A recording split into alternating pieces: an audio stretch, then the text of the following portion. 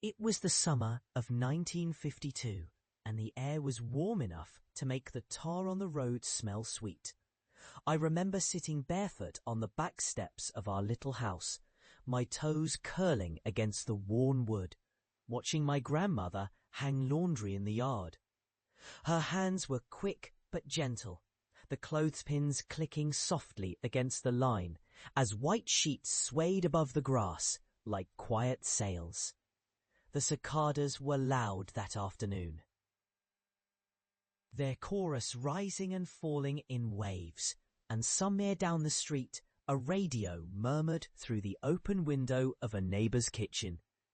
Each note was softened by distance, like memories that arrive muffled, never quite whole.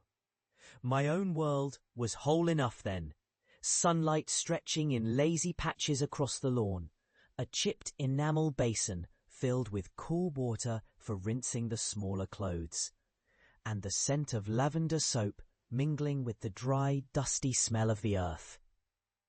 Grandmother never hurried, even on days when there was much to be done.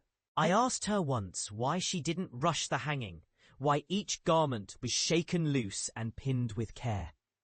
She looked over her shoulder, her face lit by both the sun and something steadier than the sun, and said, "Things last longer when you treat them gently." At the time I thought she meant the clothes, but now, all these years later, I know she was speaking of more than fabric. When the line was full, she'd stand back to admire it, a tapestry of our life stitched in plain cotton and worn patterns. My grandfather's shirt, softened to the colour of wet clay. My mother's apron, its ties frayed from so many knots. The pillowcase I slept on, its edge embroidered clumsily by my own hands. The wind lifted them, and they seemed to breathe. I spent that afternoon lying in the shade, watching the shadows of the sheets ripple and change shape with the breeze. Every so often, grandmother would hum a tune I didn't recognize, and I would imagine her as a young girl, humming the same tune in some other summer, under some other sky. I didn't know yet how much the past hides inside the present, or how much the present depends on it. Years passed, the yard emptied, the line fell silent. I moved far away, to places where laundry was hidden in machines, and the scent of soap was swallowed by sterile rooms. I would catch glimpses of white cloth on a balcony or a fence, and feel a pang I couldn't name. One winter, after grandmother had gone, I found myself folding my own laundry slowly, smoothing each crease before placing it in the drawer.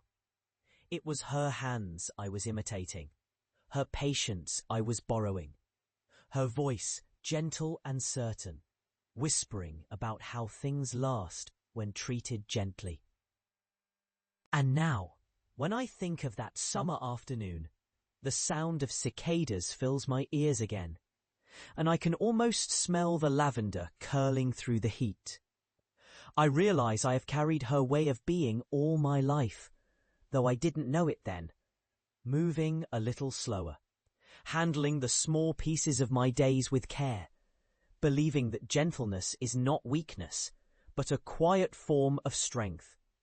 It is a comfort to me, this thought, that a simple act, hanging laundry in the sun, can outlive the day it was done, that love can be folded into cotton, stretched across a line, and lifted by the wind into the heart of a child who will grow old and remember.